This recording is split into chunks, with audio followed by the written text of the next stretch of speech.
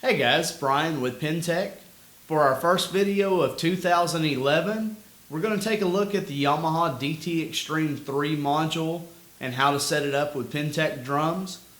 Now this module's got a lot of features. It's a great module. It's got some good sounds in it. One thing I want to make sure you're aware of is the snare drum is going to be somewhat inconsistent in terms of the rim function. One thing, when I'm playing, sometimes I'll get a rim shot, sometimes it'll give me a cross stick sound. And the reason for that is because the Yamaha snare drum is wired a little differently. The head itself plays beautifully, but the rim is somewhat inconsistent. So that is something to be aware of when you're considering this module for use with Pintech products. Let's go ahead and look at this module and get you some suggested trigger settings. Okay, we're looking at the face of the DTXtreme just to cover some of the areas that we're going to be using. We're going to be using the trigger bank, several of these function keys that are also marked SF keys. Be using the enter button, the yes button, and our value wheel over here. To get to the trigger bank area where we're going to be working, we're just going to press the trigger button, and then from here we're going to use our function keys down here. I've pressed our trigger bank button. This is where we originally come to, is the SP wide. That's the first trigger setting area for the Yamaha. I'm going to use the wheel to scroll over. I've already made some settings, saved them as Pintech. So we're going to scroll to that bank. I'm going to press F2 for type. And it starts us off with our snare drum. Our trigger type, our pad type, you'll see is the TP120 SD for snare. The TP120 SD for our tom. Our ride cymbal is a PCY155. Crash cymbal, PCY65S. The hi-hat, RHH135. And then KP125 for our kick drum. Okay, now we're going to take a look at sensitivity by pressing F3. Going back to the snare drum. Okay, you'll notice our gain is at 25, velocity curve normal. These are kind of preset over here, the velocity, you can change them. The preset is good. You'll notice it's at 127 and 5. If you need to make changes, you'll use the little white buttons on here, the arrow buttons, to move around your screen.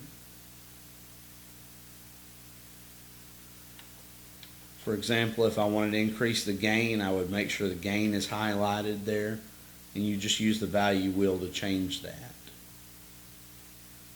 For our toms, it's the same setting, gain 25, curve is normal. Your ride cymbal gain is 21, curve is normal.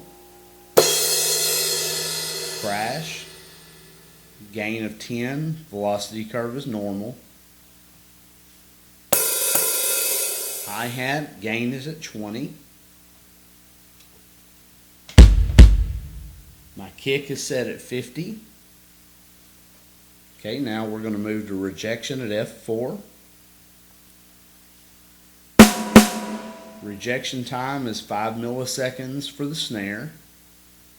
It's at 5% and 0% for the rejection levels. Rejection time for the toms is 10 milliseconds, 5 and 20. Now the rejection level area is where you're going to eliminate problems from false triggering caused by other toms. This is where you'll go in if you've got tom 1 is triggering tom 2, for example. You would increase the level on the rejection. Our crash is at 42 milliseconds. You'll notice that the hi-hat, the reject from hi-hat is set at 35. The crash cymbal I just struck is closest to my hi-hat, so I had a little bit of crosstalk going on. So I increase that level a little bit to eliminate that problem. Alright, my hi-hat cymbal is at 6 milliseconds. 20 milliseconds for my ride. 20 milliseconds for my kick drum. Now that we've got those kind of set, you make your adjustments. You're going to press F5 and go to Other. This is where you'll actually name your trigger type, your trigger bank, whatever you want to call it. This is where your settings will be stored. I've named this bank Pintech. Whenever I start the module up, I press the trigger button. I use the value wheel and I roll over to Pintech and then press drum kit to go back to my kit. And that takes me to these trigger settings that I've just made and saved. So you'll name it.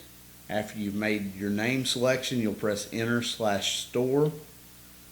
It's going to ask you if you want to store it. You'll press Enter again, and then it's going to ask you yes or no. You're going to press yes to save those trigger settings. To get back to your drum kit, all you're going to do is you're going to press your drum kit button. It's going to take you back. All of your trigger settings, if you'll follow those steps, will be saved. Well, that sums it up for the DTXtreme module. If you by chance found some suggested settings that improve the snare function, please let us know. Jump online, join us on the forum, or send us an email. You can access our forum through Pintech's website, pintechworld.com. We'd love to see your comments and questions. It's always great to have a new member. Until then, take care and keep drumming.